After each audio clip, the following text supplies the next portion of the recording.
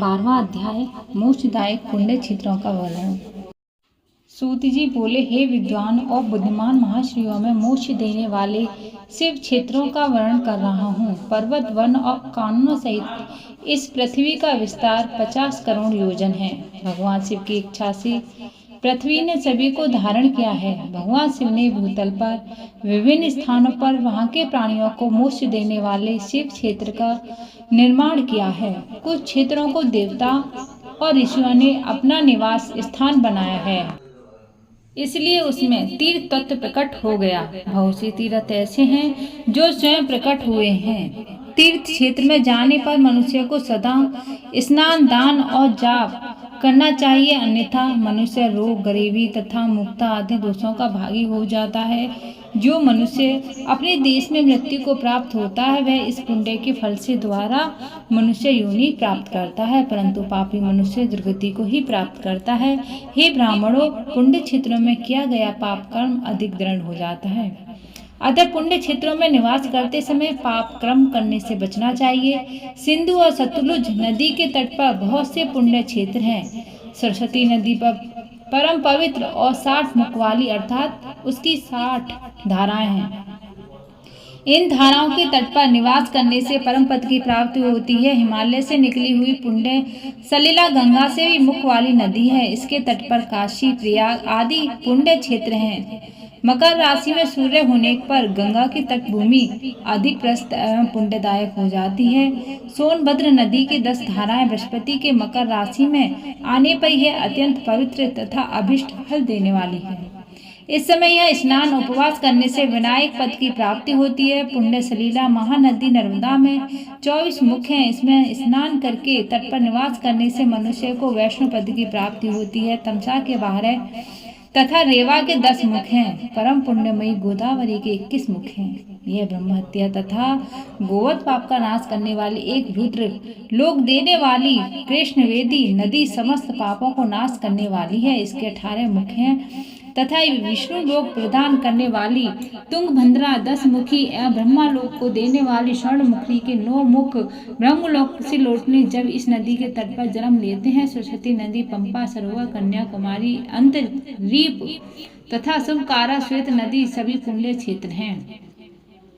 इनके तट पर निवास करने से इंद्रलोक की प्राप्ति होती है। महानदी कावेरी परम पुण्यमयी है। इसके 27 मुख हैं। यह संपूर्ण अभिष्ट वस्तुओं को देने वाली है। इसके तट पर ब्रह्मा विष्णु का पद देने वाले हैं। कावेरी की जो तट शिव क्षेत्र के अंतर्गत हैं वे अभिष्ट फल और शिवलोक की प्रदान करने वाले हैं। नैमिषारण्य तथा बद्रिकाश्रम में सूर्य बृहस्पति के मेष राशि में आने पर स्नान और पूजन करने से ब्रह्मा लोक की प्राप्ति होती है। सिंह और कर्क के राशि में सूर्य की संक्रांति होने पर सिंधु नदी में किया स्नान केदार तीर्थ के जल का पान एवं स्नान ज्ञानदायक माना जाता है। बृहस्पति के सिंह राशि में स्थित होने पर भाद्र मास में गोदावरी के जल में स्नान करने से शिवलोक की प्राप्ति होती है। ऐसा स्वयं भगवान शिव ने कहा था। सूर्य और बृहस्पति की कन्या राशि में स्थित होने पर यमुना और सोनभद्र में स्नान से धर्मराज और गणेश लोक में महान भोग की प्राप्ति होती है। ऐसी महर्षियों की मान्यता है। सूर्य और बृहस्पति की तुला राशि में होने पर कावेरी नदी में स्नान करने से भगवान विष्णु के वचन की महिमा से अभिष्ट फल की प्राप्ति होती है। मार्गशीर्ष माह में सूर्य बृहस्पति के वृश्चिक राशि में आने पर नर्मदा में स्नान करने से विष्णु पद की प्राप्ति होती है। सूर्य बृहस्पति के धनु राशि में होने पर स्वर्णमुखी नदी पर किया स्नान शिवलोक प्रदान करने वाला है। मकर राशि में सूर्य बृहस्पति के माघ मास होने पर गंगा जी में किया गया स्नान शिवलोक प्रदान कराने वाला है। शिवलोक के पश्चात ब्रह्मा और विष्णु के स्थानों में सुख भोग का अंत मनुष्य ज्ञान की प्राप्ति होती है। माघ मास में सूर्य के कुंभ राशि में होने पर फाल्गुन मास में गंगा तट पर किया श्राद्ध, पिंडदान अथवा तिल दुग्ध दान पिता और नाना दोनों कुलों के पितरों की अनेक पीढ़ियों का उद्धार करने वाला है। गंगा व कावेरी नदी का आश्रय लेकर तीर्थवास करने से पाप का नाश हो जाता है।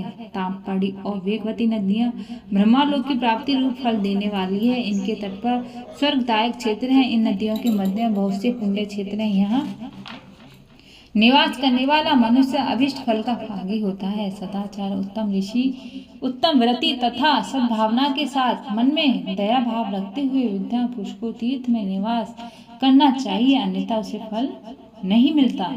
पुण्य क्षेत्र में जीवन बिताने का निश्चय करने पर तथा वास करने पर पहले का सारा पाप तत्काल नष्ट हो जाता है, क्योंकि पुण्य का ईश्वरदायक कहा जाता है। हे ब्राह्मणों, तीर्थ में वास करने पर उत्पन्न पुण्य कायिक, वाचिक और मानसिक सभी पापों का नाश कर देता है। तीर्थ में किया मानसिक पाप कई कल्पों तक पीछा नहीं छोड़ता, यह केवल ध्यान से भी नष्ट होता है।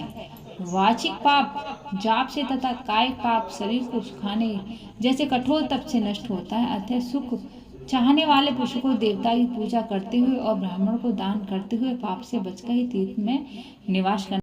बोलिए हर हर महादेव। 12वां अध्याय ये यहीं पर समाप्त होता है। प्रिय भक्तों, अगर वीडियो पसंद आए तो सच्चे दिल से एक लाइक अवश्य करना और हमारी कथा सागर चैनल को सब्सक्राइब और वीडियो को दोस्तों के साथ भी शेयर करना और कमेंट में हर हर महादेव अवश्य लिखना।